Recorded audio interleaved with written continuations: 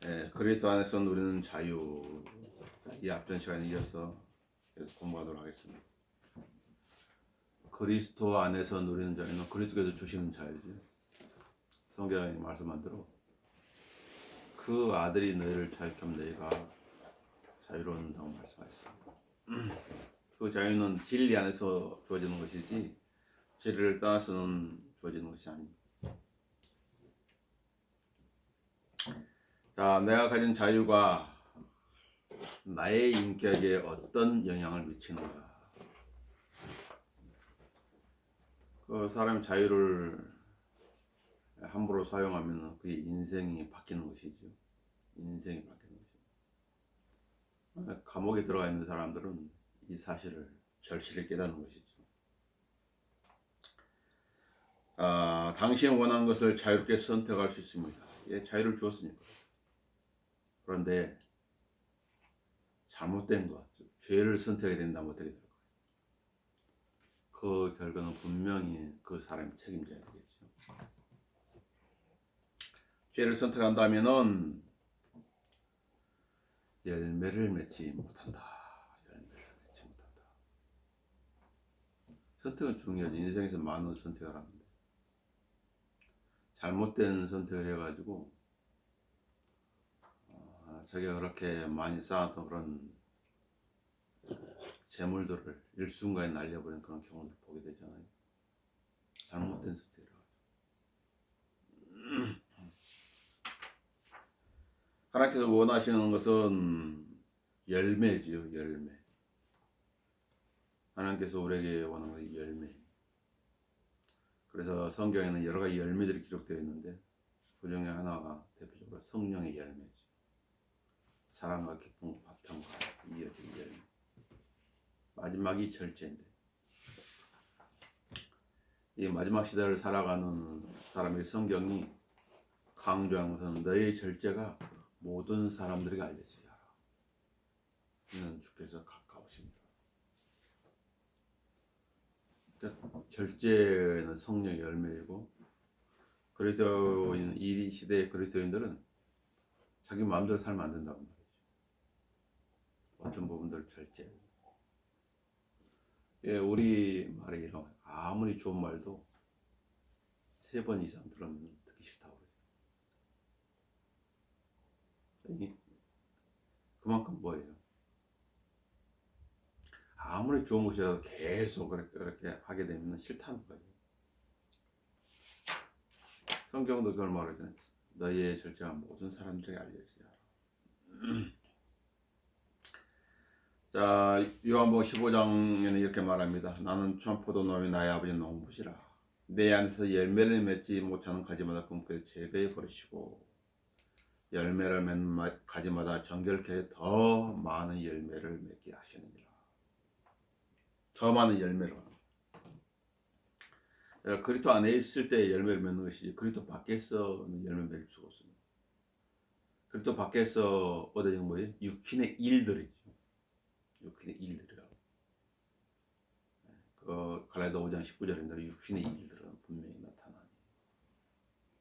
그러니까 육신의 열매라고 또 할 수 있지만 성경이 육신의 열매를 하지 않고 육신의 일들이라고 말하고 있습니다. 많은 열매를 맺으면 누가 영화를 끝나고요? 아버지께서 영화롭게 되신다. 그래서 우리가 주님 앞에 들 수 있는 열매가 무엇인가를 살펴봐야 돼요. 만약 우리가 죄를 선택해야 된다면 하나님께서는 어떻게 하실까요? 우리를 죄인으로 다루실까요? 죄인으로 다뤄서 벌을 내리실까요? 구원받은 사람이 어떤 잘못을 하게 되면 죄인으로 다룬 게 아니라 아들로서 아들, 자녀들로서 다뤄가지고 징계를 하십니다. 그게 달라요. 그래서 이브리서에서는 내 아들아 주의 징계를 경시하지 말고 주께서는 그의 사랑하신 자를 징계하시고 네가 징계를 견뎌내면 모든 사람들이 참여한 징계를 너희가 받지 않는다면 징계하죠. 징계. 우리 육신의 아버지를 징계하여 존중하였거늘. 가정에서도 자녀가 잘못 가고 있는데 그걸 그냥 못 본 척하고 있으면 그 아들은 나중에 많이 휘어지는 거죠. 많이 휘어져. 그래서 징계라고 하는 바로 잡아주는 거예요. 바로 잡아주는 거예요. 우리 육신의 아버지 우리를 징계하여도 존중하였거늘 영들의 아버지는 더욱 복종하며 살아야 하지 않겠느냐. 만일에 어떤 사람이 하나님의 사람이고 구원을 받았다고 하는데 뭔가 못된 질, 악행을 저지르고 있는데 하나님께서 징계를 하지 않는다면 그 사람은 자신의 구원을 살펴봐야 되겠죠. 왜냐하면 사생아는 신하들이 아니기 때문에 하나님께 징계하지 않는다고 말씀했거든요. 자, 징계가 당시에는 즐겁지 않고 슬픈 것 같으나 그렇죠. 징계를 당한 그 당사자는 슬프지. 어린아이들은 또 원망하잖아요. 자기만 때리는 날 미워하는 거 아닌가. 그러나 후에 그로 인하여 굴레는 자들에는 화평한 의의 열매를 맺는다. 미국에서 어떤 목사 아들이 아버지 서랍을 열어보다가 권총이 있으니까 갖고 놀기 좋아가지고 아버지한테 그 권총을 자기한테 달라고.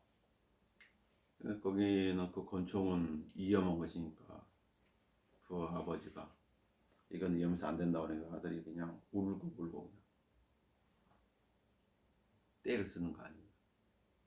만약 그 아들한테 권총을 쥐어주면 어떻게 되겠어요? 난리가 나는 거지.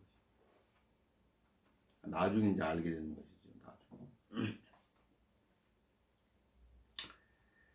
자, 어떤 그리스도인이 잘못된 것을 선택해서 하나님께서는 징계하신다. 그러나 죄인으로서 다루시는 것이 아니라 아들들로서 다루시는 사실을 잊어버리면 안 돼요.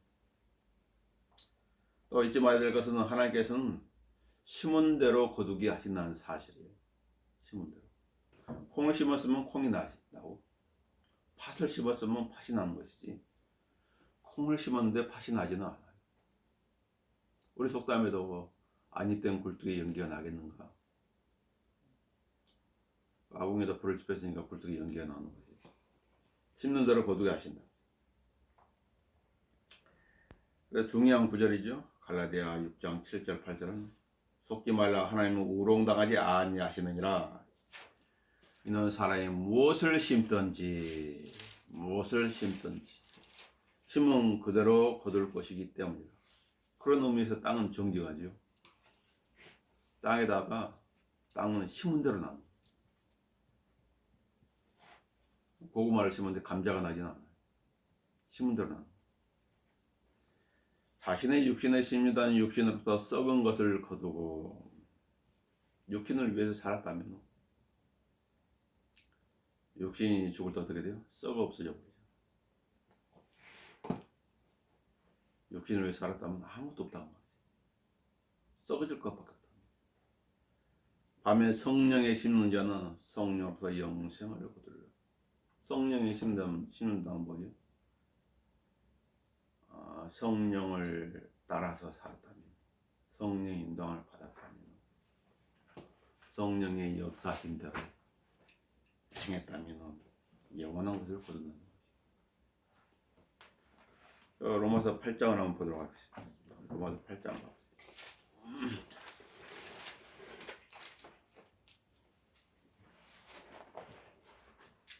로마서 8장 5절을 보죠. 육신을 따르는 사람들은 육신의 일들을 생각하나 그렇죠. 성령을 따르는 사람들은 성령의 일들을 생각하느니라. 자, 성령의 일들을 생각한다는 건 뭐예요? 그 사람이 성령을 따른다는 증거겠죠. 성령의 일들을 생각한다는 것도 뭘 말해요? 하나님의 말씀을 생각한다고 말이죠. 자, 육신적으로 생각하는 것은 사망이나 영적으로 생각하는 뭐예요? 성경을 가지고 생각하는 거죠. 성경 말씀 묵상. 영적으로 생각하는 것은 생명과 화평이니라. 그래서 청년은 무엇을 따라서 살아야 된다고요? 하나님의 말씀을 따라 조심하며 살아야 할 것이다. 조심하면서. 그러면 그 자신이 아름다운 간정을 내는 거예요. 데이비드 브레이너드 얘기하자면 데이비드 브레이너드가 하나님의 말씀을 따르지 않았다면 누가 데이비드 브레이너드를 기억하겠어요? 온전히 선교사. 그러니까 29년 한 6개월 살고 죽었다는 그 생애를 누가 기억이 나겠어? 하나님의 말씀을 따라 살았기 때문에. 그렇지 않다면 우리가 기억할 사람이 아니죠. 그런 사람들. 하나님의 뜻을 따라 살았기 때문에. 그래서 자신은 어디에 신고 있는지를 살펴봐야 돼. 나는 어디에 신고 있는지. 그래서 그리스도인이 하나님을 믿고 구원받은 사람이 이 세상을 위해 살았을 때 그 사람처럼 어떻게 보면 불행하고 불쌍한 사람이 없는 거죠. 왜냐면 다 썩어질 것을 위해 살았기 때문에. 뭐 사회운동하는 사람이라든지 환경운동하는 사람이라든지 인권운동을 하는 사람이라든지 그런 거 필요하지만은 그리스도인은 더 나은 일이 있다는 거죠. 왜냐면 자신을 위해서 모든 것을 내어주신 그분을 위하여 살아야 된다는 거죠. 성경에 이렇게 말씀해 주고 있죠. 자, 심는 대로 거두게 하신다. 이 사실을 잊어버리면 안 돼요. 또 잘못된 선택을 하게 되면은 어쨌든 간에 하나님께서 어떤 방법으로든지 영광을 받으신다는 것이죠. 자, 영광의 그릇으로 하나님께 영광을 돌릴 것인가, 아니면은 불명의 그릇으로 영광을 돌릴 것인가. 선택은 자신한테 달려 있어요. 성경에는 두 종류의 일꾼이 있습니다. 그다음에 두 종류를 일을 크게 두 종류로 나누는 거예요. 디모데후서 2장을 봐보세요. 여기 두 종류의 일꾼이 지적되어 있습니다. 2장 10절에 큰 집에는 금과 은으로 만든 그릇들 뿐만 아니라 사람은 이 그릇이라고 그러죠. 사람을 그릇이라고. 그래, 너는 그릇이 작구나. 아, 이 사람 그릇이 큰데. 나무와 진으로 만든 그릇들도 있어서 어떤 것은 귀히 여기, 어떤 귀한 그릇, 어떤 것은 천한 그릇. 각 집안에도 다 그릇들이 있죠. 사람들이 먹는 그릇들이 있지만 집에서 예왕전이라든지 예왕 고양이한테 주는 그릇들이 있는 거예요. 그릇들의 용도 다 다르다. 어떤 밥그릇이 있지만 어떤 것은 간장그릇도 있는 거예요. 자, 그러므로 이런 것들을 자기를 깨끗하게 하는 사람은 귀한 그릇이 되어 거룩하여 주고 주인이 쓰기에 합당하며, 하나님이 쓰시려고 하는데 하나님 그 그릇을 쓰려고 하는데 그 그릇이 더럽다면 어떡하겠어요? 거기다 진리를 담을 수가 없잖아요. 진리는 깨끗하고 순수한데, 깨끗하고 순수해야죠. 모든 선한 일에 예비되느니라. 자, 어떤 그릇이, 당신은 어떤 그릇입니까? 고린도서 3장으로 오면은 두 가지 일이 또 기록되어 있는데, 그것도 심판석에서 일어날 일이죠. 누구는 이 기초에 금이나 은이나 보석이나 나무나 집이나 그릇토기로 지으며, 두 가지를, 금은 보석과 나무집 그릇토기. 각 사람이 일한 것이, 일을 말하고 있죠. 어떤 일을 한 것인가. 나타나 내리니 그날의 것을 밝힐 것이라. 열심히 주님을 일했다고 했는데 다 불태워져 버렸어. 나무와 집이나 그릇토기. 이거 뭐예요? 나무, 집, 그릇토기는 생명이 없는 거예요. 영어에서 추리와 우드는 다르. 우드는 죽은 것을 우드라고 해요. 죽은 나무라고. 집이 뭐예요? 집도 역시 생명이 없고, 이 보리를 베고 나면 그 집 있잖아요. 아무리 열매를 맺지 못하고 그 집. 나무 그릇토기는 뭐예요? 나무 그릇토기도 밑동을 잘라내고 나면 그릇토기가 남는데, 고리토기는 몇 년 지나면 어떻게 돼요? 다 썩어가지고 불 뗄 때 필요하죠. 시골에서 많이 이제 산에 가서 뗄 감찰 때는 고리토기를 갖다가 많이 떼고 그랬었죠. 하나는 생명이 없는 것이다. 생명. 또 불에도 잘 타는 것이다. 금이나 은이나 보석은 귀한 것이지. 불을 지날 때 태워 없어지지 않는 것이다. 그래서 두 가지 일로 이렇게 구별이 된다. 만약 어떤 사람이 일항에 불타버리면 그는 손해를 당하리라. 그러나 그 자신은 구원을 받게 되지만 불에 의해서 된 것처럼 그렇게 되리라. 구원을 잃어버리지 않아요. 그래도 심판은 구원을 심판하는 자리가 아니라 구원받고 나서 어떻게 주님을 섬겼는가, 구원받고 나서 육신에 심었는가 성령에 심었는가, 그것을 판단하는 자리. 고린도서 3장 12절에서부터 15절의 내용이죠. 자, 다음 문항을 보도록 하겠습니다. 내가 가진 자유가 내 주위에 있는 사람들에게 어떻게 영향을 미치는가? 영향을 미치죠. 이 자유라고 하는 것은 법 안에서 누리는 것이지 법을 벗어나면 안 되잖아요. 진정한 자유는 하나님의 말씀의 테두리 안에서 누리는 것이지, 하나님의 말씀을 벗어나는 것은 방종이 되는 것이지. 자, 내가 가진 자유는 내 주위에 있는 사람들에게 어떤 형태로든지 영향을 미칩니다. 그래서 내가 원하든지 원치 않든지 어떻게 좋게 영향을 미치고 어떻게 나쁘게 영향을 미치는 것이지. 그랬을 때 그것이 그 사람에게 하나의 간증이 되는 거예요. 어떤 사람은 좋은 간증을 가지고 있는데 어떤 사람은 나쁜 간증을 가지고 있다면 어떻게 되겠어요? 그리스도인은 어떤 형태로든지 헤어졌을 때 이 세상은 다 헤어지니까 그 사람을 떠올리면 만나고 싶고 더 많은 얘기를 하고 싶고 그런 그리스도인이 돼야 되지 않겠어요? 그런 사람이 돼야 되겠죠. 자, 로마 14장 7절은 이는 우리 중에는 아무도 자신을 위해 사는 사람이 없고 자신을 위해 죽는 사람이 없기 때문이다. 우리가 살아도 주를 위해 살고 죽어도 주를 위해 죽나니 그러므로 우리가 살든 죽든 우리는 주의 것이라. 항상 하나님을 염두에 두고 살아가는 것이지.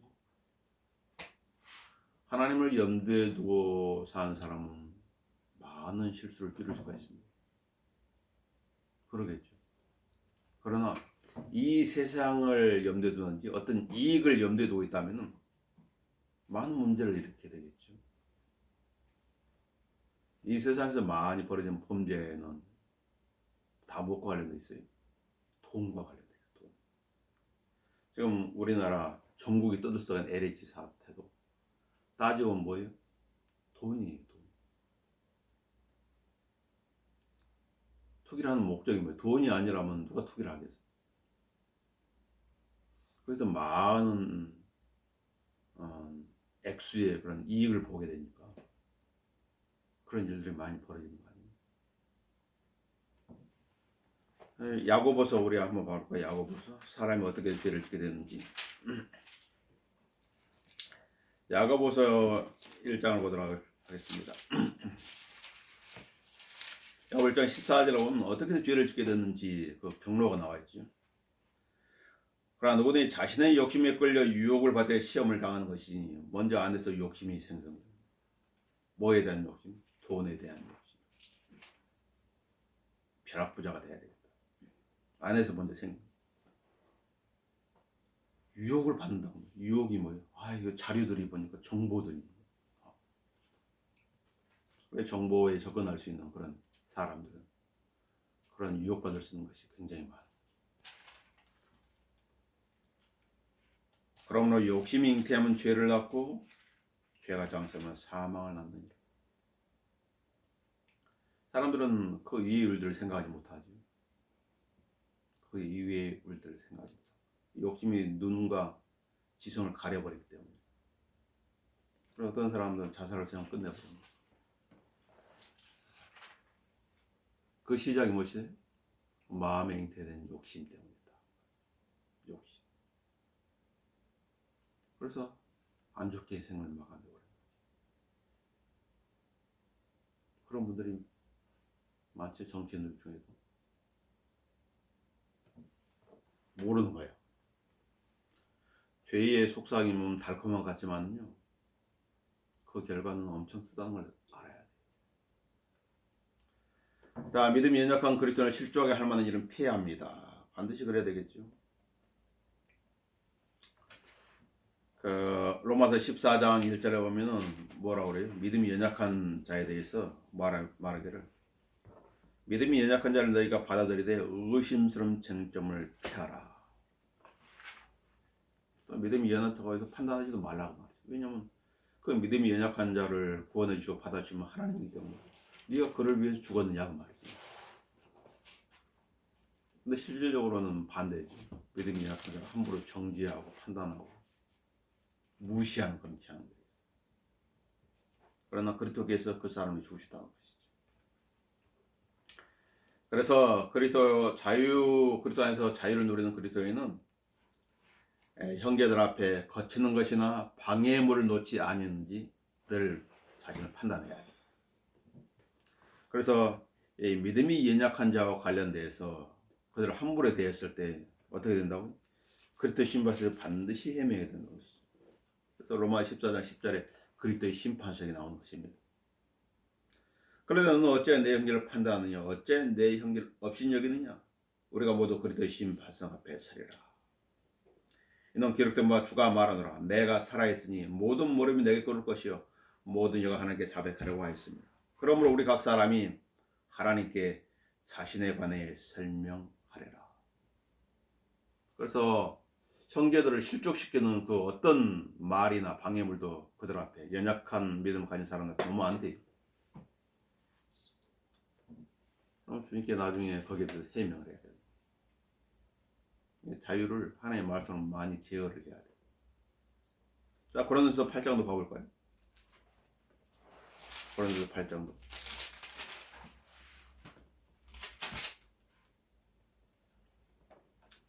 이건 내 얘기 아니라 성경께서 이렇게 말씀하고 있는 것이죠.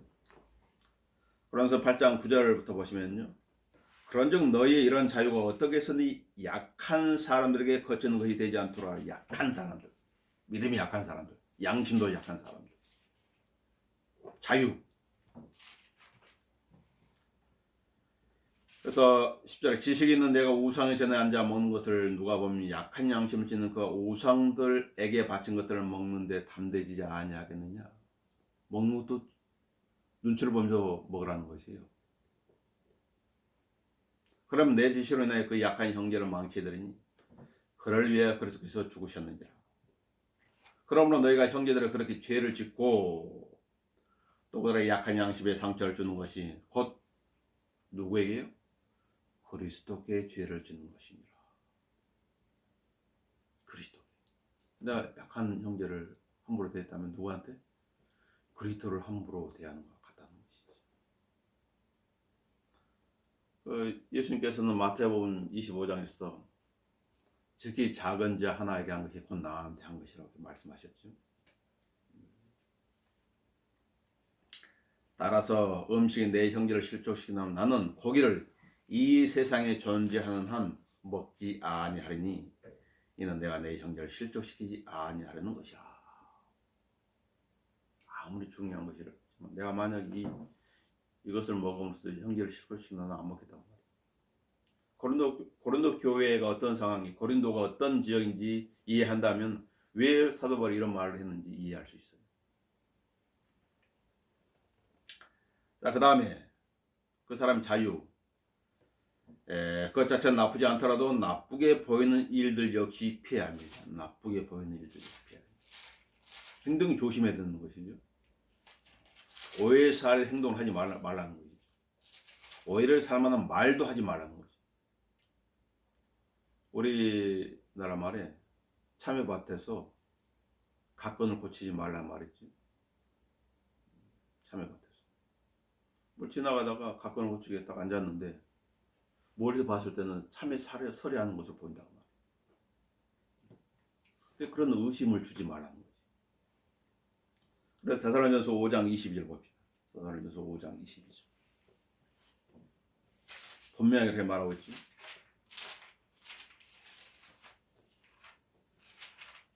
인간의 말이 아니. 하늘을 창조하신, 하늘 땅을 창조하신 하나님의 말씀입니다. 그래도 데살로니가전서 5장 20절 악은 어떤 형태이든지 피하라. 어떤 모양이든지. 어떤 모양이든지 피하라.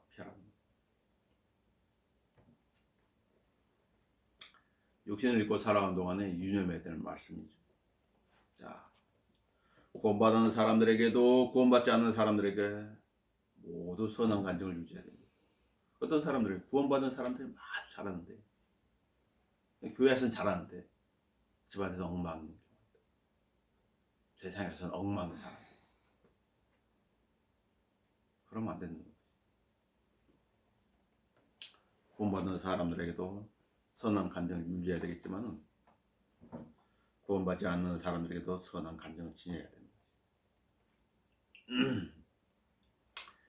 그런 의미에서 디모데와 관련돼서는 사도행 16장 1절에서 뭐라고 하냐면 형제들에게서 칭찬받는 자들아 이렇게 말하고 들어가요.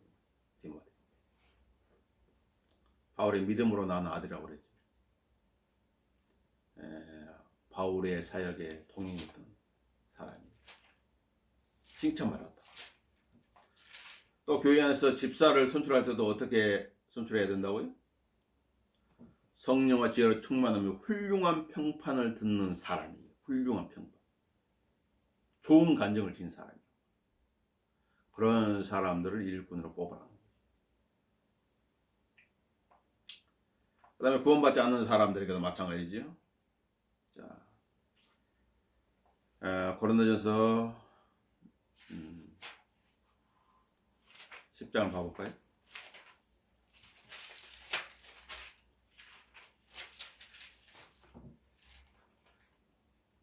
10장 32절에 말씀하고 있죠. 유대인에게나 이방인에게나 하나님의 교회에게나 아무도 거치는 자가 되지 말라. 어떤 사람은 교회에서는 잘하는데 세상에서는 엉망이 사는 거죠. 그 사람이 구원받았다면 그러면 안 된다는 것이죠. 좋은 평판을 지니고 있어야 돼요.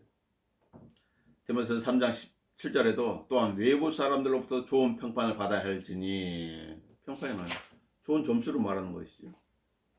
좋은 점수를 말하는 것이죠. 안 좋은 점수를 받으면 안 된다. 이것은 주 예수 그리스도 안에서 그들에게 좋은 영향을 끼치기 위함입니다. 바울은 그런 자세를 견지했죠. 바울은 하나님께서 주신 자유를 어떻게 사용한 것인가? 고린도서 9장에 기록하고 있습니다. 자, 고린도서 9장을 보면요, 바울이 주님께로부터 받은 자유를 어떻게 사용했는지 잘 모범으로서 기록하고 있어요. 19절부터 내가 모든 사람으로서 자유인이 되었지만 자유인 그 누구도 바울한테 이래라 저래라 할 명령을 할 권한이 없어요. 하나님도 마찬가지. 하나님께서도 그에게 자유를 주었기 때문에. 그런데 뭐라고 그랬어요? 스스로 그래요. 스스로 나 스스로 모든 사람에게 종이 된 것은 더 많은 사람을 얻으려 합니다. 스스로 했다고. 그럼 내가 유대인들에게 유대인같이 된 건 유대인들로 얻고자 하며 유대인들을 구원하기 위해서 율법 아래 있는 사람들의 율법 아래 있는 것 같이 된 것은 율법 아래 있는 사람들을 얻고자 하며 구원하기 위해서 예수를 전해서 그들의 마음을 열고 영원한 생명을 얻었으면 하는 바람입니다. 내가 하나님께 율법 없는 자가 아니요 그리스도께 율법 아래 있지만 그리스도 법 아래 있지만 율법 없는 자들에게 율법 없는 것 같이 된 것은 율법 없는 자들을 얻고자 함이라. 이방인이죠. 내가 약한 사람들에게 약한 사람같이 된 것은 약한 사람들을 얻고자 함이요. 내가 모든 사람들에게 모든 것이 된 것은 어떻게 해서든지 몇 사람을 구원하고자 함이라. 누군가를 구원하려면 어떻게 자기 성질, 자기 성향, 자기 취향 주장할 수 없다고 말이죠. 그럴 거 아니에요. 누군가를 불행하려면 돼. 인내가 필요하죠. 인내. 성질대로 안 되는 것이. 내가 복음을 위하여 이렇게 행하면 내가 너희와 함께 복음에 동참하고자 하니라. 복음을 위해서. 좋은 영향을 끼치기 위해서 애썼지요. 자, 내 자유를 구속하는 것은 무엇입니까? 자, 당시 연루되기를 원하거나 또는 원치 않은 어떤 일을 관해 생각해 볼 때 회색지대, 중간지대가 있음을 알게 되죠. 어떤 사람은 나는 하나님도 싫고 마귀도 싫다. 나는 중간이다, 중립이다. 그건 그 사람 생각이죠. 영적 세계에 중립지대는 없어요. 이 세상도 우리 빛 아니면 어둠이에요. 빛 아니면 어둠이에요. 중립국가들 있죠, 중립국가들. 자, 스스로한테 질문해 보는 거예요. 자기가 진리 편에도 아니고 세상 편에 나는 그냥 중립이야. 그랬을 때. 내 삶을 집에서는 안 될 어떤 것을 지배를 받고 있지는 않은 것인가. 그러니까 사람들은 이것도 싫고 저것도 싫으니까 그냥 나 혼자 그냥 오래 그냥 편히 살란다. 그런 사람이 있지만은 그러면서 6장 12절은 이렇게 말하죠. 모든 것이 내게 합당하나 그렇게 사는 것은 나한테 합당해. 모든 게 다 유익한 것은 아닙니다. 그러나 유익은 없다. 모든 것이 나를 위하여 합당하나 내가 어떤 것에서 얽매이지 아니하리라. 그러니까 그 사람이 그렇게 된 것은 진리를 섬기던 사람들이 진리를 저버리고 세상 가운데 살고 있는 건 뭐예요? 뭔가 안 좋은 일을 겪었기 때문에. 안 좋은 일을 겪었기 때문에. 그렇다고 해서 그 사람이 세상에 인정을 받느냐? 그건 또 아니에요. 이런 말이 있잖아요. 열심을 가진 사람은 광신자라고. 그 광신의 소리를 듣기 싫어가지고 딱 한 발짝 물러나 있는 사람은 뭐라고 해요? 위선자라고 그러는 거예요. 위선자. 구원받은 사람은 하나님께 붙는 게 합당한 것이에요. 어차피 구원받았다면 길을 쓰고 악을 쓰더라도 하늘나라에 가는 거예요. 그러니까 그 나라의 법에 맞게 살아야죠. 자, 두 번째 확인해 볼 건 나는 나 자신과 다른 사람을 세워주고 있는 것인가. 어떤 일을 하는데 사람들을 무너뜨리고 있다면 잘못하고 있는 것이죠. 그래서 고린도서 10장 23절에 이렇게 말합니다. 모든 것이 내게 합법적이라고 해서 모든 게 유익한 것이 아니요 모든 것이 내게 합법적으로 다 세워주는 것이 아니라. 그래서 예수님께서 뭐라고 했어요? 내가 너에게 할 말이 많지만 내가 감당하지 못한다고 말해요. 그러나 성령께서 오시면 잘 가르쳐 주실 것이다. 그렇게 말씀하셨죠. 그 다음에 깨끗한 양심을 하나님께 일에 복 주실 걸 구할 수 있는 것인가. 자기 하는 일이 하나님께 기도할 수 있는 일이냐고 말이죠. 그렇다면 해도 되는 것이죠. 사도 바울은 이렇게 했습니다. 이 소망 때문에 나 자신도 하나님과 사람의 항상 거리낌이 없는 양심을 지니려고 힘쓰나이다. 거리낌이 없는 양심. 양심의 정죄를 받는다고 뭐예요? 그거 잘못하고 있다는 것이지. 그리스도의 양심은 이 세상 사람들의 양심과 달라요. 왜냐하면 예수도 피를 씻겼기 때문에 아주 예민한 양심을 가지고 있어요. 그러나 자꾸 그걸 무시한다면 어떻게 돼요? 양심도 침묵하고 하나님께서도 침묵하고 계시죠. 침묵하실 것이에요. 바울은 또한 로마서 9장 1절에서도 내가 그랬다는 진실을 말하고 거짓말을 하지 아니하느니 나의 양심도 성령에서 나에게 증거하는 것은 성령께서 증거하는 거예요. 바울의 양심에 대해서. 어떤 양심이? 그런 양심을 지니고 있는 것입니다. 그렇다면 기도하는데 전혀 거리낌이 없겠죠. 자, 일을 하고 있는 순간에 주님께서 다시 오신다면 부끄럽지는 않겠는가? 죄에 연루되어 있다면 부끄럽겠지요. 요한일서 2장 28절 어린 자녀들아 이제 그분에게 가라. 이는 그가 나타날 때 우리가 담대함을 가지며 그가 오실 때 그 앞에 수치를 당하지 않게 하려 함이라. 부끄럽지 않은 일을 해야 되겠죠. 하나님의 일을 한다고 하면서 누군가를 무너뜨리고 있다면 그건 부끄러운 것이에요. 수치를 당하는 일이죠. 해서는 안 될 일이에요. 누군가를 세워주고 있는 것인가? 그럼 잘하고 있는 것이에요. 자, 데살로니가서 5장 23절에는 영과 혼과 몸이 우리 주 예수 그리스도 오실 때까지 책망할 것이 없게 보존되기를 함께 기도하더라. 영적인 것이든 혼적인 것이든 몸적인 것이든 무엇이 없게? 주님이 오실 때 책망할 것이 없어야 된다는 것이죠. 그 다음에 하고 있는 그 일이 형제를 실족시키지는 않는 것인가. 그래서 중단해야 되겠지요. 그래서 그때 심판석에 있는 것입니다. 그래서 믿음이 강하다고 하는 것은 마땅히 연약한 자들이 약함을 담당해야 됩니다. 이 성경이 약하다고 하는 것은 사람이 병들었을 때 어때요? 많이 약해지죠. 병이 있으면 생각도 약해지고 의지도 약해지고 행동도 약해지고 그렇게 되는 것이죠. 그래서 믿음이 강하다는 이 연약한 자들 약함을 담당해야 된다. 그리고 자신을 기쁘게 하지 말고 약한 자들을 세워줘야 된다. 로마서 15장 1, 2절에 있는 말씀입니다. 그 다음에 내 자유가 누군가의 구원을 가로막고 있다면 어떻게 수습해야 되겠죠.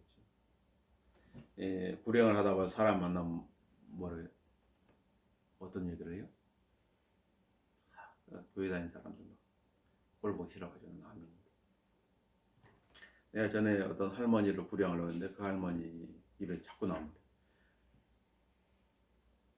교회에 살찌는 사람이 너무 많아가지고 나는 안 믿는다. 어떤 말을 해도 그냥 안 받아들여요. 안타깝죠. 지금 이 세상에 안 계십니다.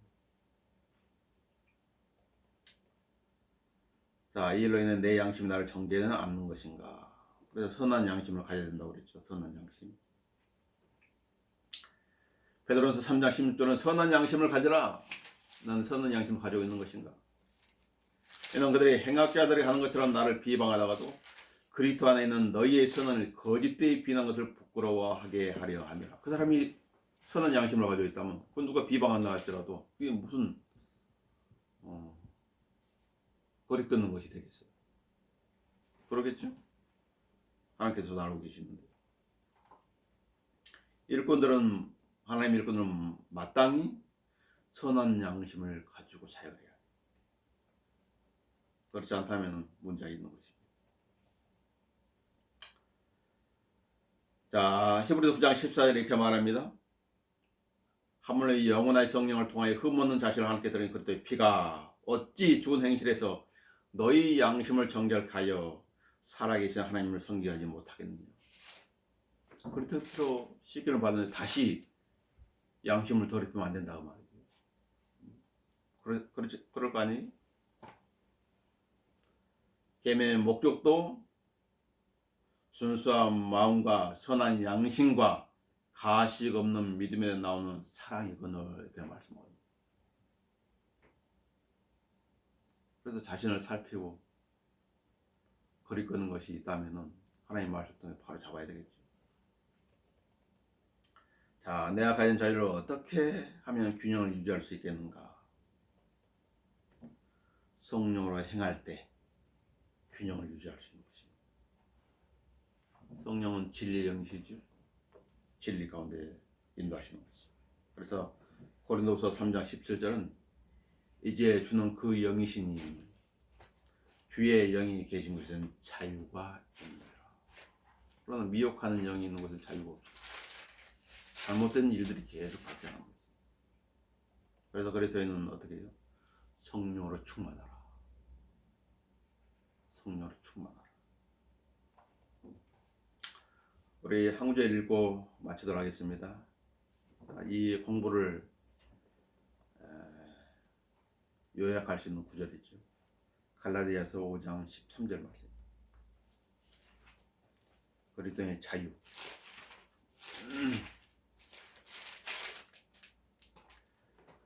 5장 13절 이제 정리를 해주죠. 형제들아, 너희가 자유로 부름을 받았으니 그 자유를 육신을 위한 기획으로 삼지 말고 사랑으로 서로 섬기라. 온 율법이 한마디 말, 즉 이 말로 이루어졌으니 내 이웃을 내 자신같이 사랑하라는 것이라. 기도하고 마치도록 하겠습니다. 주님께서는 죄악 가운데 묶였던 저희들을 자유케 하기 위해서 갈보리 십자가로 가셨고, 그 갈보리 십자가를 통해서 저에게 자유를 주셨습니다. 그 자유를 지닌 저희들이 잘못 사업으로 인하여서 연약한 지체를 상처를 주거나 그들의 믿음을 무너뜨리거나 어떤 사람들의 본을 가로막는 그런 어리석은 일들이 없도록 살펴주시고, 늘 진리의 말씀 가운데 자신을 살피고 점검하고 확정하여서 아름다운 믿음의 생애가 될 수 있도록 인도해 주시며, 아름다운 간종으로 주께 영광 돌리는 생애가 될 수 있도록 인도해 주옵소서. 주 예수 그리스도 이름으로 기도합니다. 아멘. 마치도록 하겠습니다.